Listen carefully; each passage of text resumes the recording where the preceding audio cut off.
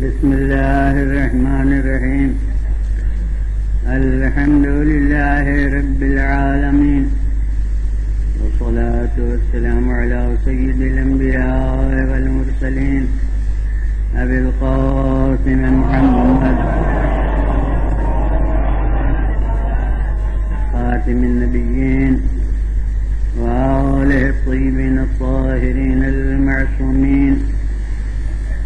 أما بعد، فقد قال الله سبحانه في كتابه المبين وهو أصدق الصادقين: جعلناك على شريعة من الأمر فاتبعها. صلوات.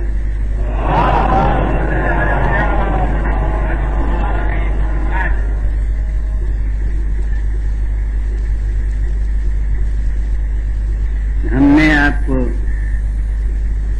دین کے ایک آئین پر، ایک نظام پر قائم کیا ہے، تو آپ اس کی پیروی کیجیے.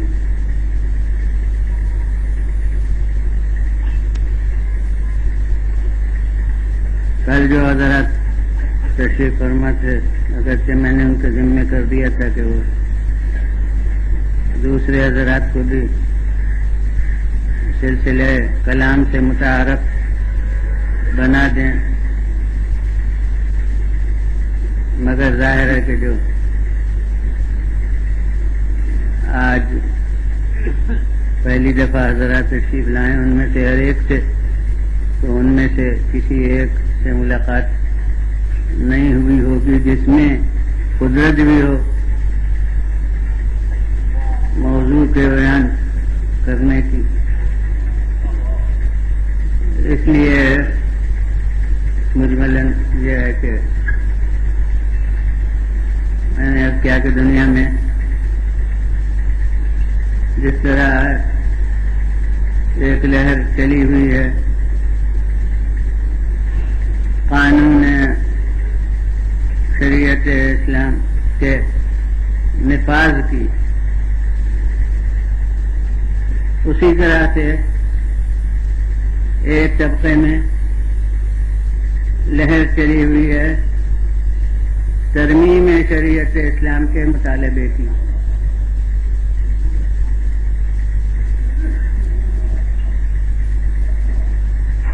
تو اس کے لیے میں نے اصولاً یہ چیز عرض کی کہ جس کو حق وضع قانون کا ہو، اسی کو ترمیم قانون کا بھی حق ہے. تو یہ دیکھنے کی چیز ہے کہ شریعت اسلام جس قانون کا نام ہے، اس کا واضع کون ہے. اگر اس کی وضع کرنے کا حق جمہور ملت کو ہے تو ترمیم کا حق بھی جمہور ملت کو ہوگا، اور اگر وضع کرنے کا حق اس کے کسی کو نہیں ہے اور کوئی اس کا وضع کرنے والا افراد انسانی میں عام جمہور ملت میں نہیں ہے، تو پھر ترمیم کا حق بھی ان کو نہیں ہوگا. تو اس کے لیے میں نے سرنامہ بیان اس جزو آیت کو قرار دیتے ہوئے اس حقیقت کو عرض کیا کہ یہاں واضح قانون خود پیغمبر خدا صلی اللہ علیہ وسلم بھی نہیں ہے.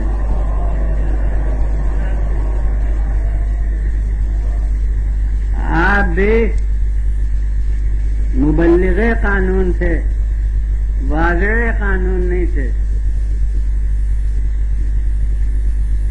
واضح قانون خالق کریم ہے، شریعت اسلام کے آئین کا بنانے والا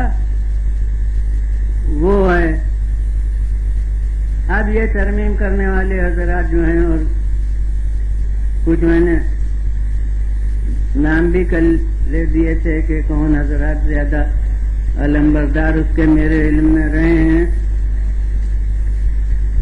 تو وہ ان میں سر فہرست جناب اینڈرسن صاحب تھے جو لندن یونیورسٹی میں، اب وہاں تو کئی یونیورسٹیاں ہیں، مجھے جانے والوں کس یونیورسٹی میں، بہرحال وہ قانون اسلام کے معلم ہیں، استاد ہیں، پروفیسر ہیں قانون اسلام کے. تو انہوں نے مہم اپنی قرار دے رکھی ہے کہ وہ دنیا میں مختلف مقامات پر دورے کر کے اور یہی خاص موضوع ہے ان کا کہ قانون اسلام میں، شریعت اسلام میں بمقتضائے حال ترمیم ہونا چاہیے. اور پھر کچھ اور ممتاز افراد جو اہل اسلام میں ہیں وہ بھی اس کے علم بردار ہیں. تو یہ حضرات کچھ باتوں کو وہ تفصیل اس کی بعد میں انشاءاللہ آئے گی. آج بھی وہ سب چیزیں تو نہیں عرض ہو سکتی ہیں، تو کچھ خاص چیزوں کو نمایاں کر کے پیش کرتے ہیں. مثلا پوتے کا میراث سے محروم ہونا، اس کو بہت ٹھنڈی سانسیں بھر کے اور انسانی ہمدردیوں کو حاصل کر کے کہتے ہیں کہ ایک تو بیچارے کا باپ، وہ اس کا سایہ سر سے اٹھ گیا اور پھر وہ میراث سے بھی محروم ہو جائے. تو اب اس میں اہل اسلام کے صفوف میں جو افراد ہیں ان میں سے ایک کا یہ جملہ میں نے دیکھے کے معنی یہ ہے کہ ان کی زبان سے نہیں سنا، اخبار میں دیکھا، ورنہ جملہ دیکھا تو ہی جاتا ہے، سنا جاتا ہے. تو بہرحال یہ ان کا جملہ میری نظر سے گزرا ہے کہ میں انسانی نقطۂ نظر سے اس کے خلاف ہوں اور اس کو ترمیم چاہتا ہوں کہ اس میں ترمیم ہو جائے. اب وہ جو خدا سے رشتہ نہ بھی قائم رکھتے ہوں، وہ بھی پیغمبر خدا صلی اللہ علیہ وآلہ وسلم کی طرف تو نسبت سمجھتے ہی ہیں اس قانون کی. تو اس کا مطلب یہ ہے کہ پیغمبر اسلام صلی اللہ علیہ وآلہ وسلم سے لے کے پھر صحابہ کا جو طبقہ تھا وہ، اور پھر تابعین کا جو طبقہ تھا وہ، اور پھر وہ 1400 برس کے علماء اسلام جو تھے، ان کے سینے میں انسانی دل نہیں تھا. یہ 1400 برس کے بعد یہی صاحب پیدا ہوئے ہیں کہ جنہیں انسانی ہمدردی کوٹ کوٹ کر دل میں بھر گئی ہے.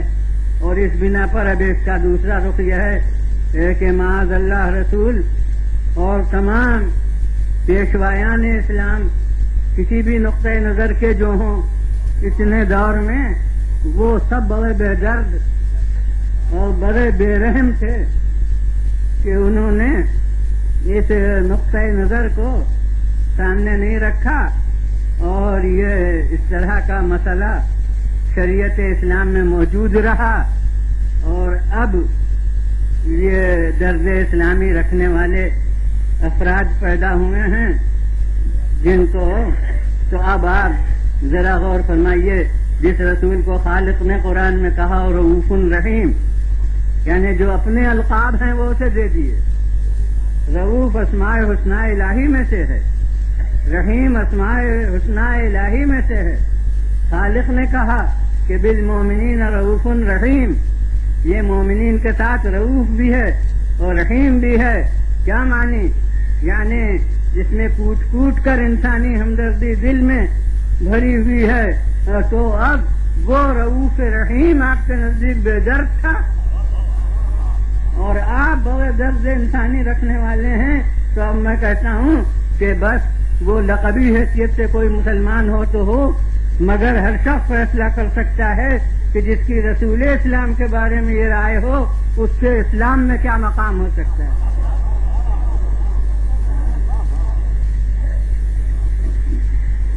بہرحال میں اس پر تبصرہ کروں گا. میں کبھی گفتگو میں کسی مسئلے پر اس اصولی گفتگو سے کترا کے صرف گویا اس کی ہولناکی کو دکھلا کر گزرنے والا نہیں ہوں کہ میں صرف یہ دباؤ ڈال کے کہ اس طرح اسلام محفوظ نہیں رہتا.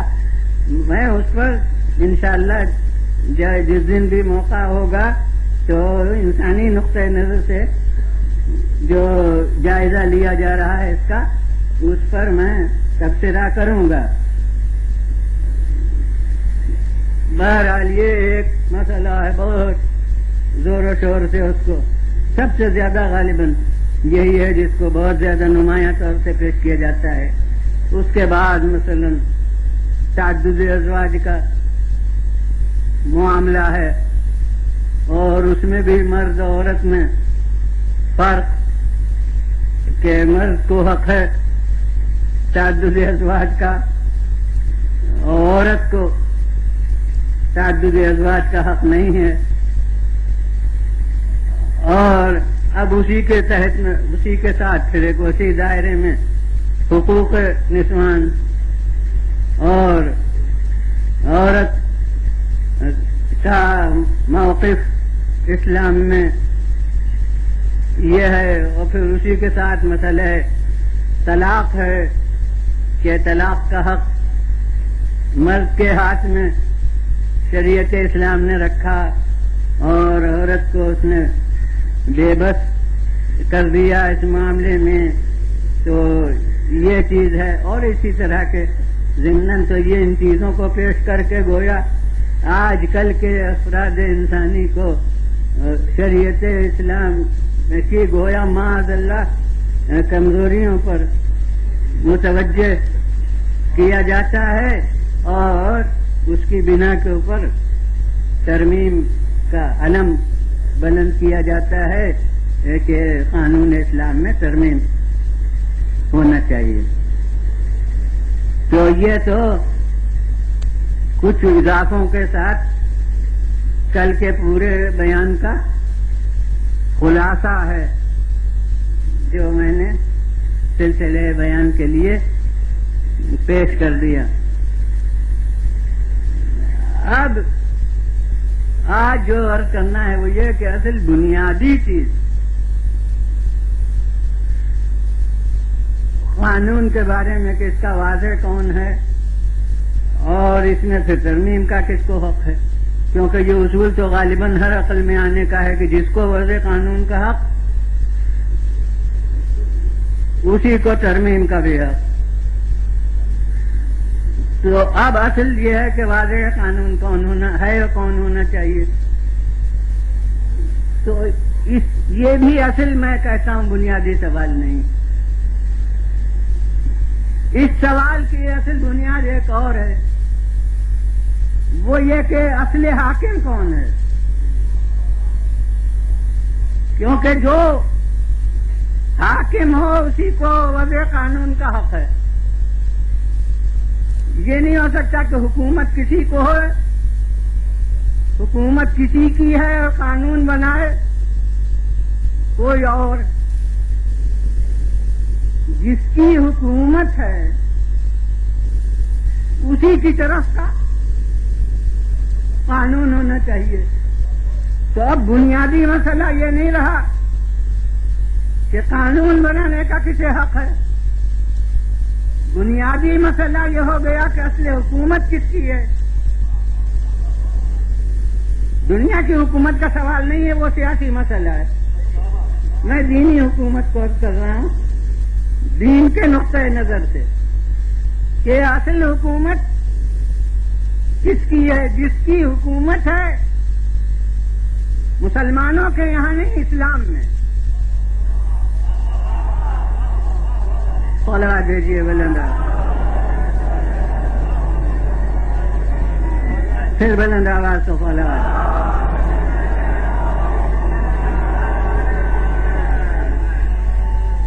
جس کی حکومت ہے اسی کی طرف کا قانون اسی کو وضع قانون کا حق، اسی کو ترمیم قانون کا حق۔ تو اب جب ہم اس پر نظر ڈالتے ہیں قرآن کی روشنی میں جو مسلم دستاویز ہے تمام مسلمانوں کے لیے بلا تفریق فرقہ، تو ہمیں یہ نظر آتا ہے کہ اسلام میں بشر کی بشر پر حکومت ہی نہیں ہے، اسلام میں خالق بشر کی حکومت ہے بشر پر۔ صلوات بھیجیے مولانا۔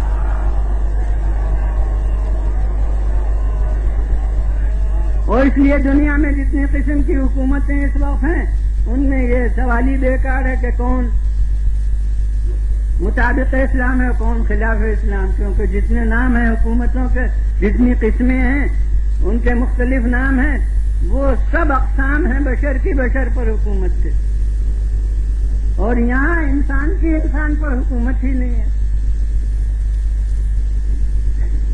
نہ ایک ایک انسان کی اور نہ سب انسانوں کی ملا کر، نہ 10-5 انسانوں کے مشترک طور پر۔ انسان کی نہ انفرادی حیثیت سے نہ اجتماعی حیثیت سے حکومت نہیں ہے، بلکہ خالق انسان کی حکومت ہے تمام نوع انسان پر۔ یعنی انسان کی حکومت کوئی الگ نہیں ہے، جس کی حکومت تمام کائنات پر ہے اسی کی حکومت انسان پر بھی ہے، ایک جزو کائنات کی حیثیت ہے۔ صلوات بھیجیے بلند، پھر بلند آواز سے صلوات۔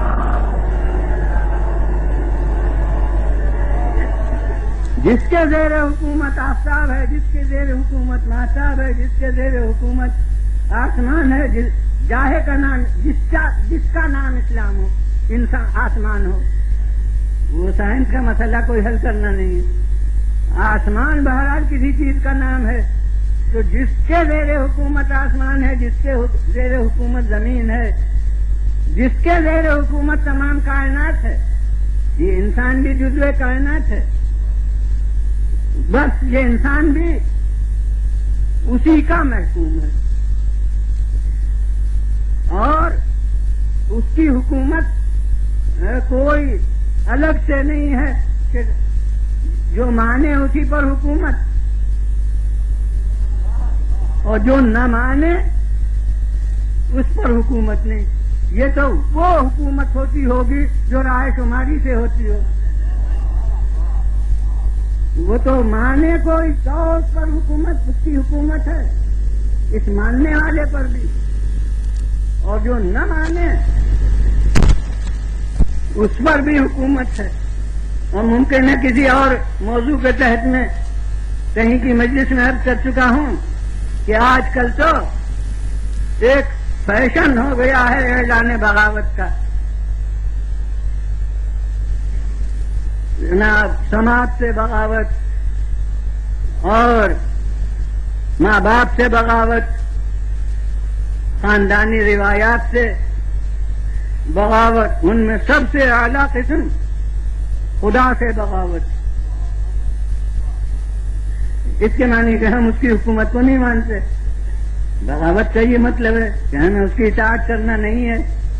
مگر بس میں اس منزل پر کہا کرتا ہوں کہ آج کل خصوصاً معاف کریں نوجوان کہ زیادہ یہ ہمیں بغاوت کی تو اسی عمر کے افراد میں چلتی ہیں، تو وہ ماشاء اللہ یہ جوانان روزگار جو بغاوت کو فخریہ طور کے اوپر اپنے لیے سرمایہ افتخار سمجھتے ہیں، میں کہتا ہوں خیر ساری بغاوتیں آپ کو مبارک ہوں، لیکن یہ سب سے اعلیٰ قسم کی جو بغاوت ہے تو آپ بڑے ہی باغی، بڑے ہی ہرگز ہم نہیں ماننے کے لیے تیار، اور قانون اس کا کچھ ہوا کرے ہمیں اس سے کیا بحث ہے، ہم اسی کو نہیں مانتے تو اس کے قانون سے کیا بحث ہے۔ تو میں ان ترقی یافتہ اعلان بغاوت کرنے والے جوانوں سے کہہ رہا ہوں، انشاءاللہ مجمع میں تو وہ جوان نہیں ہوں گے، مجمع کے ہمارے جوان وہ سے نہیں ہوں گے، اس لیے میں نے خامخواہ صرف جوانی کے اشتراک سے معذرت کر لی ان سے، ورنہ وہ طبقہ جو دوسرا ہے وہ تو شرکت مجلس سے بھی بے نیاز ہے۔ ہاں ہم اگر دوستی کے رشتے یہ آواز ان تک پہنچا سکتے ہیں تو اس لیے میں کہتا ہوں، اور جملے ایسے ہیں جو ہر ایک کو حفظ ہو سکتے ہیں، میں کہتا ہوں کہ آپ بڑے اعلان کرنے والے ہیں بغاوت کے سلطنت الہی سے۔ میں تو جب جانوں کہ آپ باغی سلطنت الہی ہیں کہ جب وہ بھیجے تو آئیے نہیں اور جب بلائے تو جائیے نہیں۔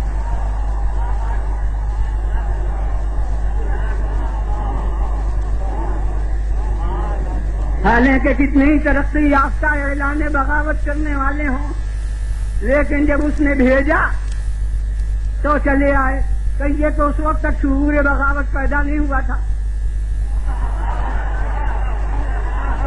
لیکن اب تو ماشاءاللہ پر پردے نکال لیے ہیں شعور نے، اب تو وہ حد کمال تک پہنچ چکا ہے۔ تو اب جب بلائے تو جائیے نہیں، تب میں سمجھوں گا کہ باغی ہیں۔ مگر میں تو دیکھتا ہوں کہ جب اس نے بھیجا تب وہ آئے، اور کتنے ہی پرزور نعرے بغاوت کے لگا رہے ہو، لیکن جب وہ بلائے گا تو فوراً چلے جائیں گے، اور جب آئے تھے تو کم سے کم روئے تو تھے، اور جب جائیں گے تب تو سانس تک نہ لیں گے۔ بولا بھیجیے ولن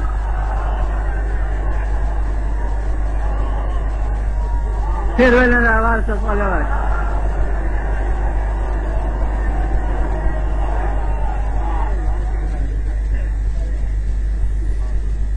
اور یہ ہے اس انسان ضعیف البنیان کے اعلان بغاوت کی حقیقت۔ اور پھر جس وقت پر کہ یہ جیتی جاگتی دنیا میں اعلان بغاوت کر رہا ہے، اور یوں کہوں کہ موقف بغاوت میں آ کر جست و خیز کر رہا ہے، عین اسی وقت پر زبان سے یہ اعلان بغاوت کر رہا ہے اور خون کی روانی اس کی اطاعت کر رہی ہے۔ یہ زبان سے اعلان بغاوت کر رہا ہے اور نفس کی آمد و شد اس کے نظام کی پابند ہے۔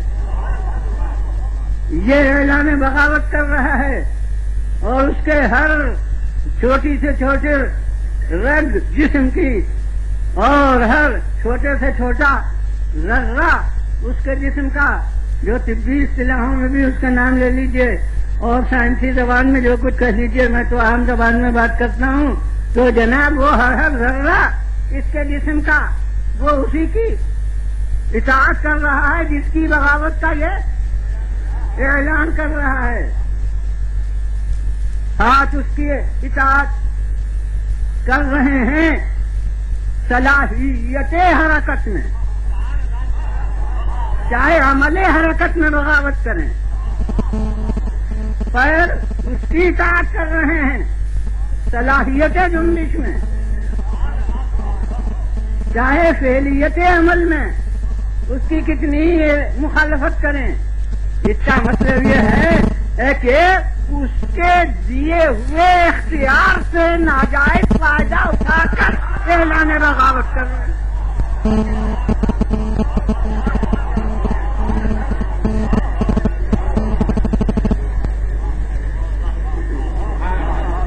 اس نے ہاتھ اپنے آپ کے قابو میں دے رکھے ہیں، تو جب تک اس نے آپ کے قابو میں رکھے ہیں، چاہے آپ اس کے مقاصد کے مطابق کام لیجیے، چاہے اس کے مقاصد کے خلاف کام لیجیے، لیکن وہ ان ہاتھوں کو بے حص و حرکت بنا دے تو جنبش تو دے لیجیے۔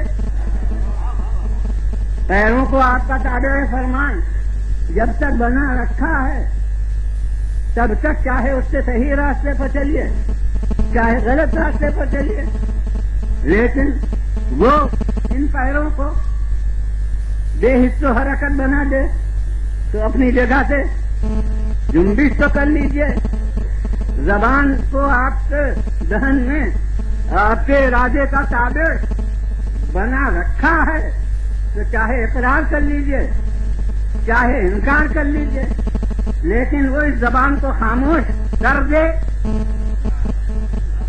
وہ اس زبان سے صلاحیت گفتگو کو سلب کر لے، تو پھر بات تو کر لیجئے، ایک حرف اس زبان سے کہہ لیجئے۔ اس کے معنی یہ ہے کہ یہ اس کے دیے ہوئے اختیار سے، جو اس نے اپنے نظام حکمت کی بنا پر دیا ہے۔ آپ اعلان بغاوت فرما رہے ہیں، تو میں کہتا ہوں کہ جس وقت آپ خدا کے انکار کے لیے نہیں کہتے ہیں تو نفی کا ثبوت ہوتا ہے نہیں کہ آخری نون کے ختم ہونے پر، اور اس کا اقرار ہو جاتا ہے نہیں کہ شروع ہونے پر، کہ اگر وہ نہ ہوتا تو بات کیوں کرتے، اگر اس نے یہ زبان دی نہ ہوتی تو کلام کیوں کرتے۔ اب کوئی کہے کہ جبکہ بہرحال اس کی اطاعت ہمیں کرنا ہے تو ہم سے مطالبہ کیوں ہے اطاعت کا؟ اگر آپ کہہ رہے ہیں کہ بہرحال اطاعت ہو رہی ہے تو پھر ہم سے کاہے کا مطالبہ ہے کہ تم اطاعت کرو؟ تو یاد رکھیے کہ اطاعت کا مطالبہ اتنے دائرے میں ہے جتنے دائرے میں اس نے اختیار دیا ہے۔ اس کا مطلب یہ ہے کہ اطاعت کا مطالبہ صرف شرافت انسانی کے اظہار کا مطالبہ ہے، کہ جس کی اطاعت جبرن کرنا ہی ہے اس کی اطاعت اختیاراً بھی کر لو تو تمہارے جوہر انسانی کی رفعت نمودار ہو، ورنہ اگر اختیاری اطاعت نہیں کرو گے تو جو جبری اطاعت لینا ہے وہ تو لے ہی لی جائے گی، مگر اس میں تمہارا جوہر انسانیت تھوڑی ہوگا، وہ اطاعت تمہاری ویسی ہوگی جیسے پتھر اطاعت کر رہے ہیں، جیسے درخت اطاعت کر رہے ہیں، جیسے حیوان اطاعت کر رہے ہیں، ویسی ہی اطاعت تم نے بھی کی، تو پھر انسان کی تخلیق کا مقصد ہی کیا تھا؟ صلوات دیجیے بولنا، پھر بلند آواز سے صلوات۔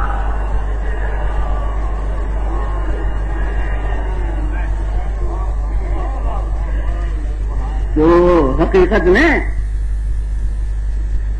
اس سے انسان سے مطالبہ بس یہ ہے کہ حدود اختیار میں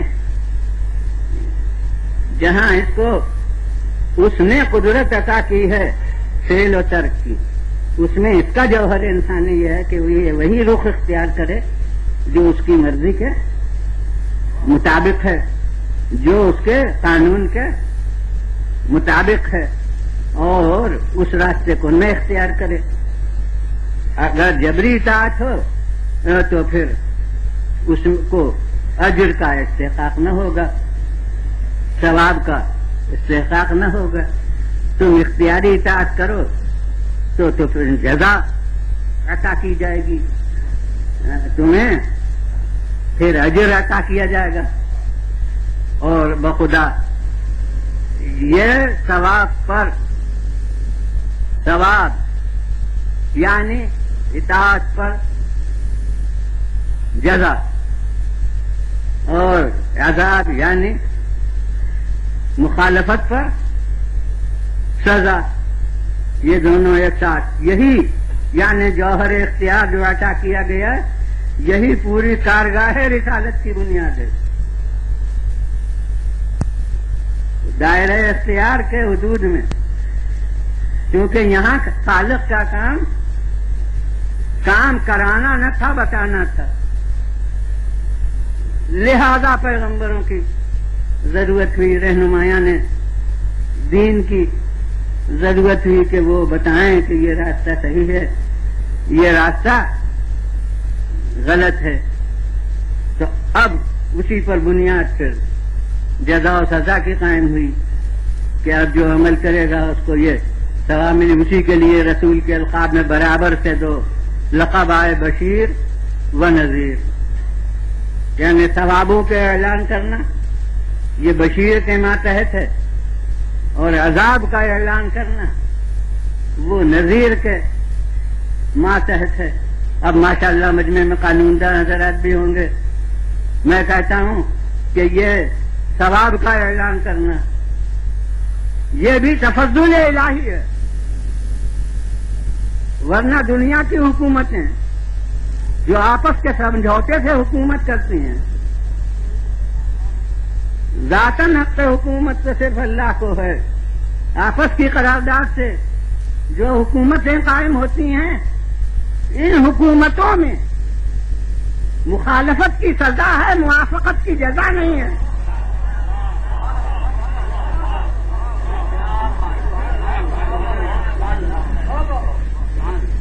ایک دفعہ عمر میں خلاف قانون کوئی بات خدا نخواستہ کر دیجئے تو پکا بلائے جائیے، اس کی سزا ہو جائے، ثبوت مل گیا تو، اور عمر بھر اگر موافقت قانون کرتے رہے تو اس کی جزا کوئی نہیں، کہتے ہیں وہ تو رعایا ہونے کا فطری فرض ہے۔ اور یہ خالق کریم جس کی ذاتی حکومت ہے، وہاں اطاعت پر جزا اور مخالفت پر سزا، اور ماشاءاللہ مجمع میں صاحبان علم بھی موجود ہیں، اور ماشاءاللہ صاحبان فہم تو سبھی ہیں۔ میں کہتا ہوں کہ جو سزا کا اعلان ہے وہ چل بھی سکتا ہے، مگر جو جزا کا اعلان ہے وہ چل نہیں سکتا۔ علماء جو یہ بلند آواز،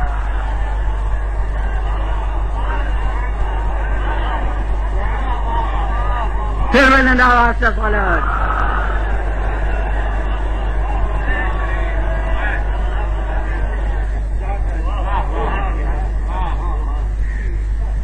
تو اصل حاکم یہاں اللہ ہے، یہی قرآن نے کہا کہ لہو اسلم من فی السماوات والارض، جتنے آسمان و زمین میں ہیں سب اس کی بارگاہ میں ہم اطاعت بنے ہوئے ہیں، یعنی اسلام لائے ہوئے ہیں۔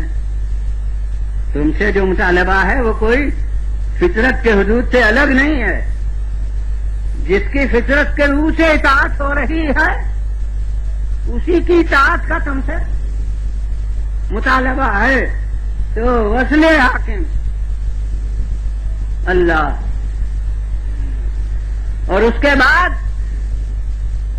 اس کو ایک مجلس میں جو سال گزشتہ 28 ذی الحجہ کو ہوئی تھی رضویہ میں، جو اب کی بھی پہلی مجلس تو وہی ہوتی ہے جیسے کہ مجلس جعفری صاحب مرحوم کے، تو وہاں میں نے عرض کیا تھا مسئلہ نیابت کے مسائل میں، تو اس وقت تو ظاہر ہے کہ موضوع کے تحت میں ضمن یہ بحث آئی ہے، تو اس لیے اتنی تفصیل سے اس وقت نیز کرنا ہے، مگر یہ کہ اصل حاکم اللہ، اور اب پیغمبر کی جو اطاعت ہے وہ بحیثیت نائب حاکم سے۔ اب اصل حاکم وہ اور نائب حاکم رسول، اور نائب کی ضرورت کیوں ہوئی؟ اس لیے کہ اس کا کمال سد راہ تھا کہ وہ اپنی زبان سے آ کر احکام نافذ کرتا، لہذا ضرورت ہوئی کہ کوئی ایسا ہو جو اس کی بے زبان کی بات کو سنے اور ہم تک اپنی زبان سے پہنچائے۔ علماء جو جی بلند،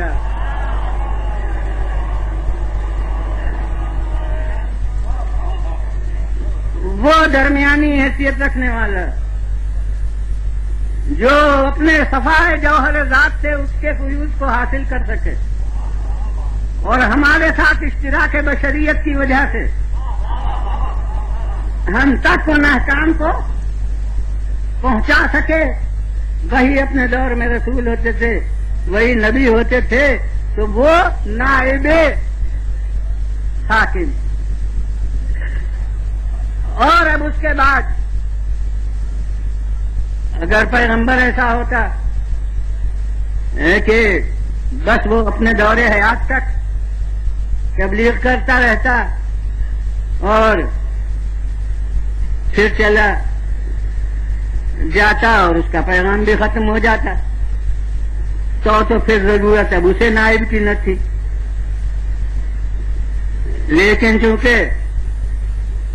رسول کا دور حیات مختصر تھا اور پیغام تا قیامت تھا، لہذا اب ضرورت ہوئی کہ جب یہ دنیا سے اٹھے تب پھر کچھ ایسے ہوں، چاہے نام بدل جائے لیکن کام وہی رہے کہ وہ اللہ کی ترجمانی اسی طرح کریں جس طرح یہ اپنے دور میں کرتا تھا، اس طرح وہ بھی نائب اس کے احکام کے باسم پیغمبر۔ میں نے عرض کیا کہ نام سے حقیقت نہیں بدلتی، کام کی وحدت دیکھنا چاہیے۔ وہ باسم پیغمبر، باسم نبی و رسول، اس کے ترجمان۔ اب کوئی دور آیا کہ بحیثیت امام اب اس منصب کا نام امام ہو گیا، اور وہ آج سے تھوڑی ہوا، ابراہیم کے وقت سے ہوا۔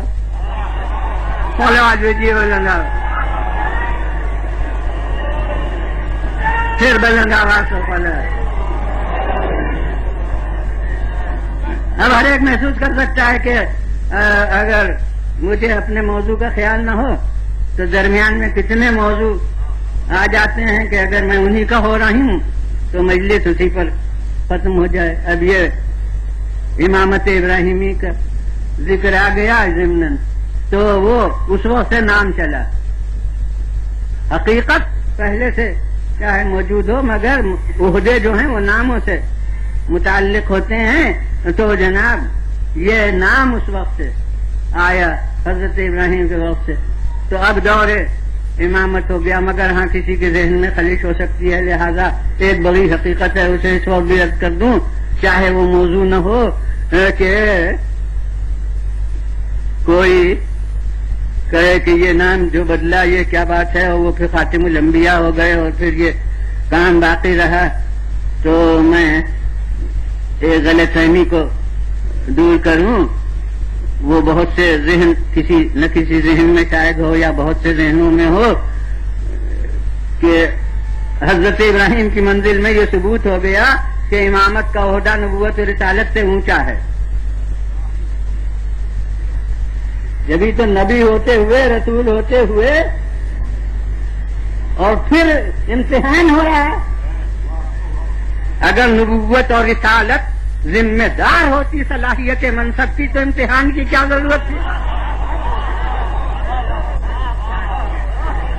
یہ امتحان ہونا خود رفعت منصب کا ثبوت ہے کہ دیکھو ہر نبی بھی مستحق امامت نہیں ہوتا، ہر رسول بھی مستحق امامت نہیں ہوتا، اس لیے جو نبی ہے اور رسول ہے اسے بھی اب اس منصب کا اعلان کرنے کے لیے ہم امتحان خصوصی لیں گے، اور امتحان خصوصی کا نتیجہ بھی اس شان سے نمودار ہوگا جسے وہ اپنی زبان میں کہے، کیا کہے کہ اتمہن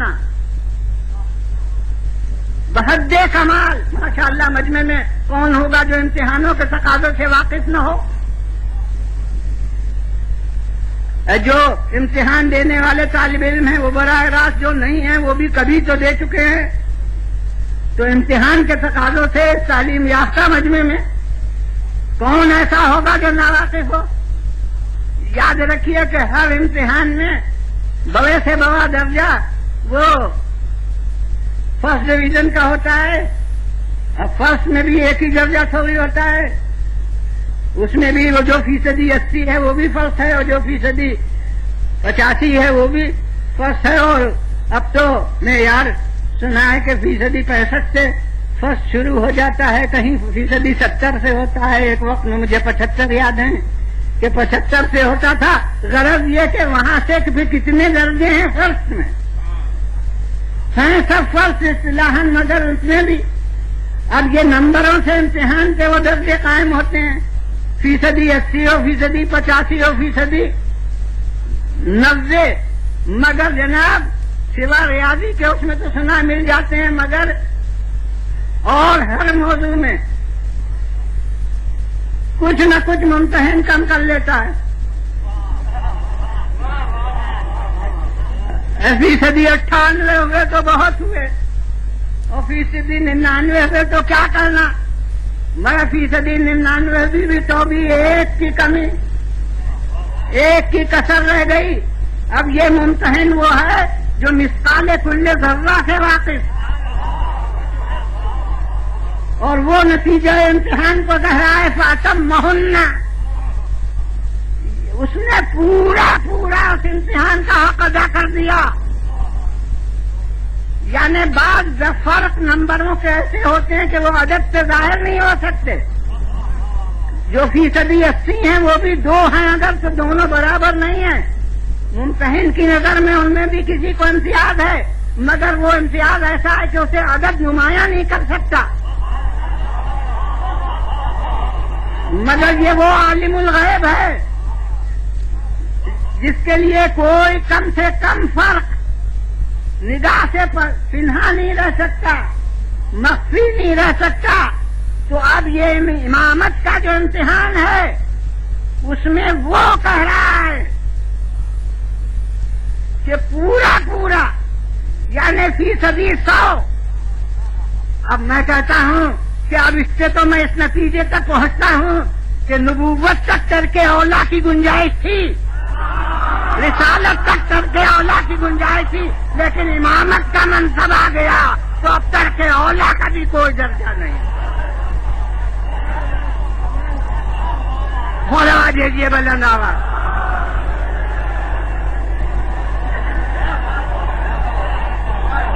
پھر بلند آواز سے بولا۔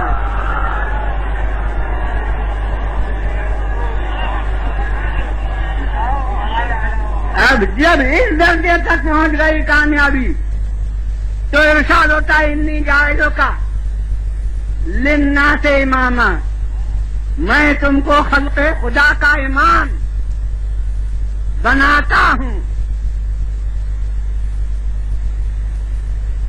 نبوت ملی تو ہاتھ نہیں پھیلایا،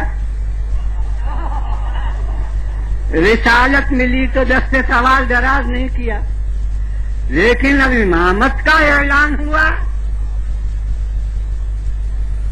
تو فوراً کہہ دیا ومن ذریتی، یہ مجھے تو بنا دیا اور میری اولاد میں سے بھی۔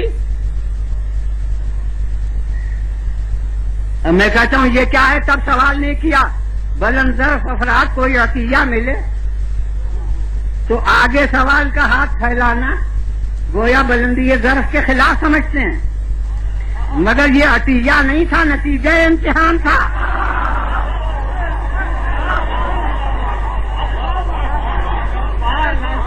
لہذا طالب علم کا دل بہا ہوا ہے، یہ تو اعلان ہوا نتیجہ امتحان کا کہ تم کو امام بنایا، اب انعام کامیابی بھی تو ملے۔ اور اس کے بعد مختصر الفاظ میں آپ کی جانی پہچانی حقیقت ایک عرض کرتا ہوں کہ اللہ کے دیے ہوئے علم سے جانتے تھے کہ نبوت ختم ہونے والی ہے، اللہ کے دیے ہوئے علم سے جانتے تھے کہ رسالت ختم ہونے والی ہے، تو جو منصب ختم ہو جائے گا اسے کیا مانگوں؟ ارے جو قیامت تک برقرار رہے گا عہدہ اسے مانگوں۔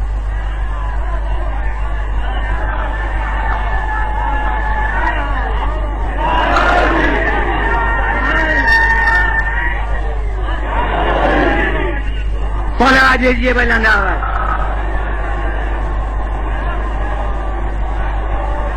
پھر بلند آواز سے صلوات۔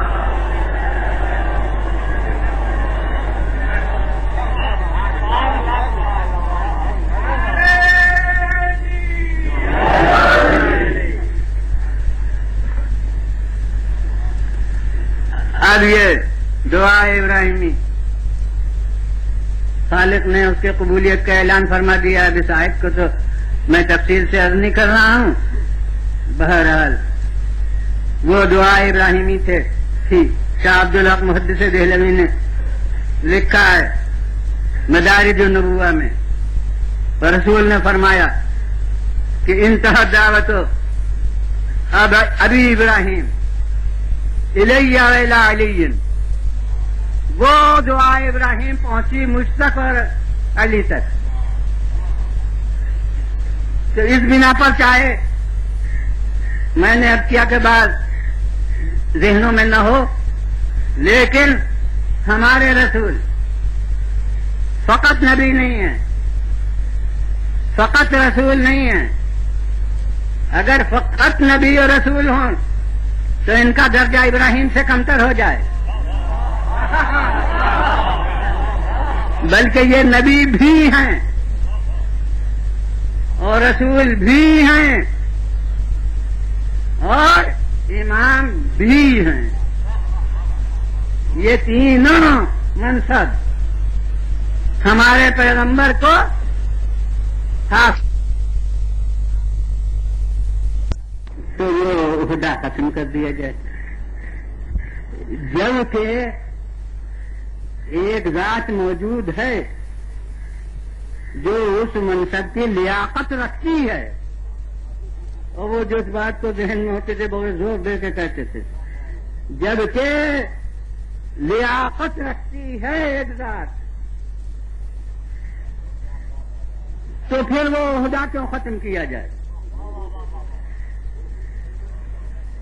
ہمارے پر رسول کے بعد حضرت علی ایک ایسی ہستی ہے کہ جو نبوت و رسالت کا کام انجام دے سکتے تھے، تو پھر نبوت کیوں ختم ہوئی؟ اب وہ اتنا ذہن نشین تھا کہ مسلسل وہ اس جملے کو دہرائے جاتے ہیں کہ جب ایک آدمی اس لائق موجود ہے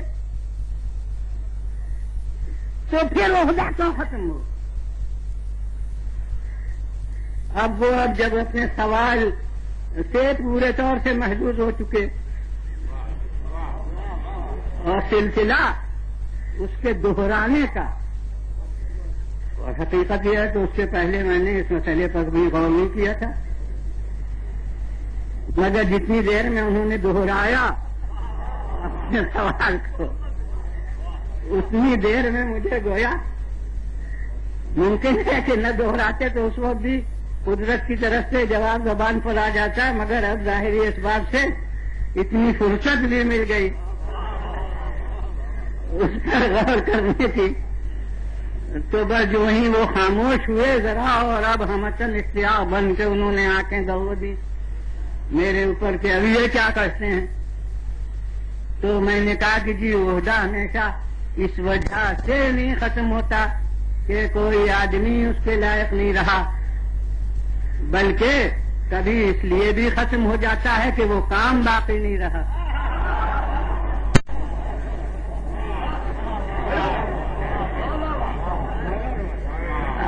اب اس کے لیے ذرا وہ طلبگار تشریف ہوئے گویا اپنی نگاہوں سے،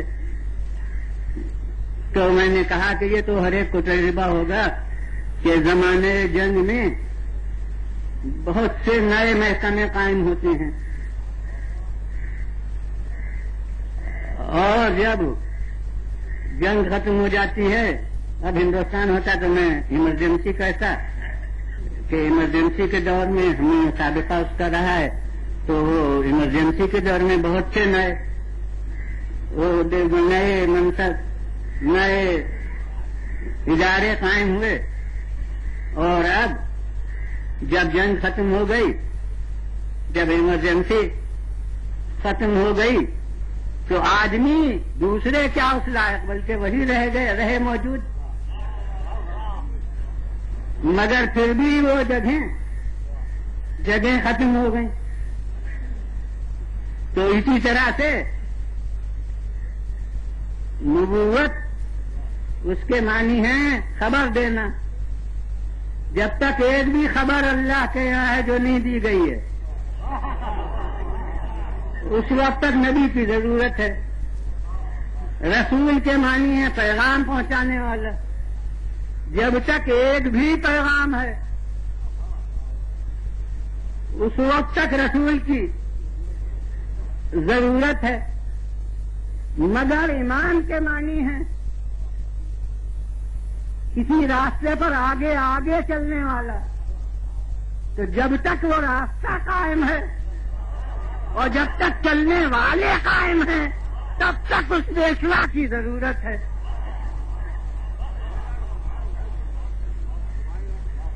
تو نبوت اس لیے نہیں ختم ہوئی کہ اس کے لائق آدمی نہیں رہا، بلکہ اس لیے کہ وہ کام ختم ہو گیا۔ رسالت اس لیے ختم ہو گئی کہ وہ اگرچہ آدمی موجود ہے اس کام کا انجام دینے والا، مگر وہ کام ہی اب باقی نہیں رہا۔ مگر امامت وہ منصب ہے کہ جس کی ضرورت پوری نہیں ہوتی۔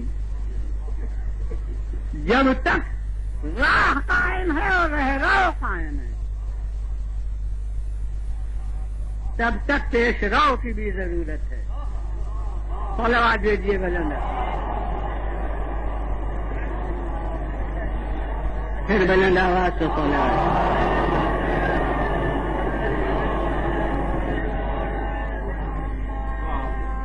تو بس اسی لیے نبوت ختم ہو گئی تو اب نبوت میں کسی نائب کی ضرورت نہیں ہے۔ جو جگہ ختم ہو جاتی ہے وہاں جانشین تھوڑی درکار ہوتا ہے۔ رسالت ختم ہو گئی تو رسالت میں کسی جانشین کی ضرورت نہیں ہے، اور اگر جانشین رسالت میں ہوتا تو رسولی کہلاتا، مگر امامت بھی چونکہ پیغمبر کو حاصل تھی اور یہ کام باقی ہے، لہذا اب جو جانشین ہوگا وہ نہ نبی کہلائے گا، نہ رسول کہلائے گا، وہ امام کہلائے گا۔ صلوات بھیجیے بلند، پھر بلند آواز سے صلوات۔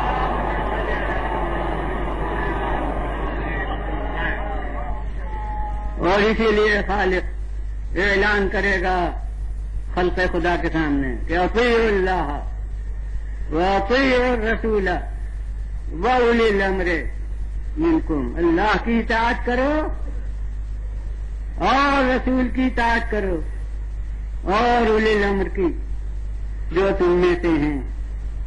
بس اللہ کے معنی سب جانتے تھے، رسول کے معنی بقدر صلاحیت سب جانتے تھے، مگر بس اولی الامر میں ذرا اب گنجائش ہو گئی کہ اولی الامر کون ہے۔ دنیا نے دیکھا کہ حکم چلا کون رہے ہیں، اور جو حکم چلا رہے ہیں وہ اولی الامر ہیں۔ مگر بس ایک جملہ کہہ کے آگے بڑھوں گا کہ مالک مکان کون ہوگا، صاحب مکان کون ہوگا، جو مالک مکان ہو یا جو قابض مکان ہو۔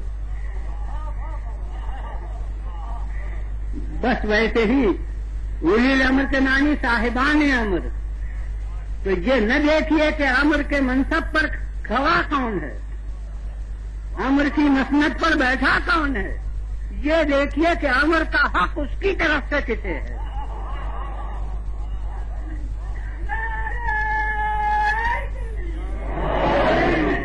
اس کی زبان میں وہ اولی الامر ہے۔ ہاں ایک لفظ سے دنیا ممکن ہے فائدہ اٹھائے کہ کہا گیا اولی الامر منکم، یہ صاحبان امر جو تمہیں میں سے ہیں، تو تمہیں میں سے یعنی ہمیں میں سے ہیں۔ مگر میں کہتا ہوں یہ اولی الامر منکم میں منکم کوئی نیا تو نہیں ہے، وہ تو پیغمبر کو بھی کہا گیا کہ بعث فی الامیین رسولا منہم، رسول بھیجا انہی میں سے، تو رسول کے لیے بھی منہم کہا گیا، اولی الامر کے لیے بھی منکم کہا گیا، مگر رسول بھی منہم تھے، ان کے مقرر کیے ہوئے نہیں تھے۔ اسی طرح یہ بھی منکم ہے مگر تمہارے مقرر کیے ہوئے نہیں۔ صلوات بھیجیے بلند۔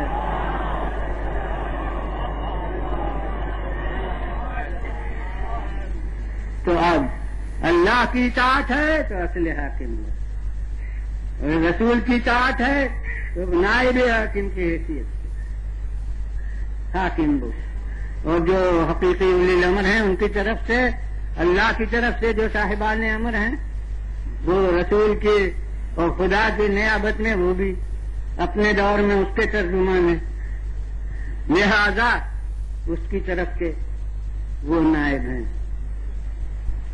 بس آگے نہیں بڑھوں گا، اب تو ظاہر ہے کہ جتنا بیان ہونا چاہیے تھا وہ ہو گیا، اور یہ وقت اسی لیے رکھا گیا ہے اب کی آدھے گھنٹے مقدم، تاکہ جو دفتر جانے والے حضرات ہیں وہ کچھ لوگ تو چھٹیاں لے لیتے ہیں، لیکن کچھ حضرات جاتے ہیں تو وہ جا سکیں جہاں تک ممکن ہے۔ تو اس بنا پر اب آگے نہیں بڑھوں گا کہ اللہ نے جس کی اطاعت کا حکم دیا ہو تو اس سے کوئی بیعت کا مطالبہ کرے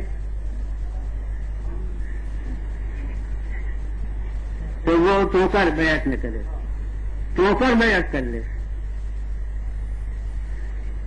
بس دنیا کہتی ہے کہ آخر حسین کو اتنا انکار کیوں ہے بیعت سے، اور اسی کو دوسری لفظوں میں کہتے ہیں معاذ اللہ بڑے ضدی سے کہ یہ سب کچھ ہو گیا اور بیعت نہیں کی۔ میں کہتا ہوں کہ آپ اس رخ سے دیکھتے ہیں کہ ان کو اتنا انکار بیعت سے کیوں ہے، آخر ادھر سے کیوں نہیں سوچتے کہ یزید کو اتنا اصرار بیعت کا کیوں ہے؟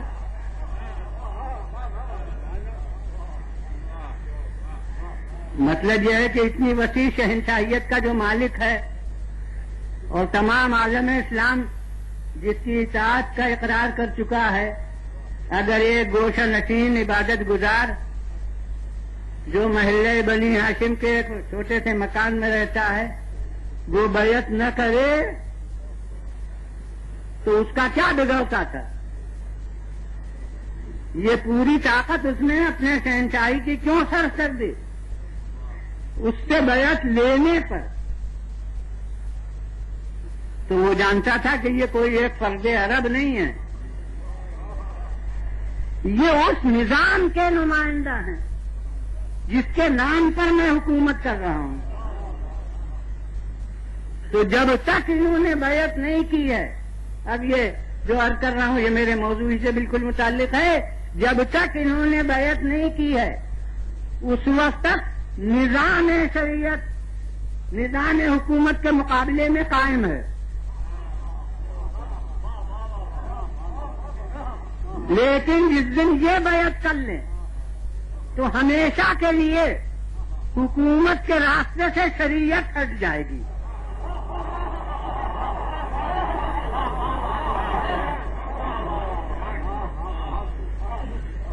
بس یہ تھا کہ پوری طاقت صرف کر دی ان سے بیعت حاصل کرنے کی کوشش میں، اور بس ایک جملہ ہے اس میں پوری تاریخ ہے کہ میں کہتا ہوں کہ یزید پہچانتا تھا کہ حسین کون ہے، اور حسین خود اپنے کو نہ پہچانتے کہ میں کون ہوں۔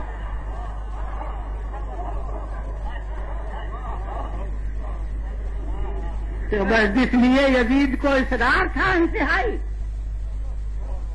اسی وجہ سے ان کو انکار تھا۔ یہ جانتے تھے کہ اگر آج میرے بڑے بھائی حسن مشتبہ ہوتے تو مطالبہ بیعت ان سے ہوتا، مجھ سے نہ ہوتا۔